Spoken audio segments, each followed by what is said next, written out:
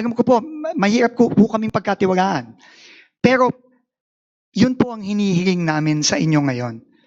And obviously, with Congress's oversight function, anytime po, pwede nyo po kaming i-check kung ito po talaga ay ginagawa namin. Lalong-lalo na po, nag-launch na po ng ating Pangulo ang transparency portal ng DPWH. Meron po doon live streaming ng lahat ng mga bids.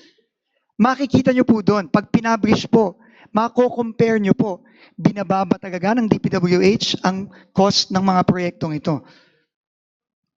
At kung hindi po namin binaba, patawag nyo po kami. Pero ako po, sinasabi ko po sa inyo, I will not allow it. We will not allow it po. Under the department order, we will not allow it.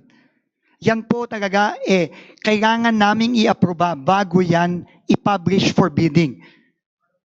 Kahit na po magdagdag tayo ng step sa pagpo-procure ng mga proyektong ito, it's worth it to ensure that these projects are implemented with the right prices that we have already prescribed. So with that po, Mr. Chairman, Madam Chair, honorable members of the Bicameral Conference Committee, uulitin ko po, inuto po ng Pangulo na gawin natin ito.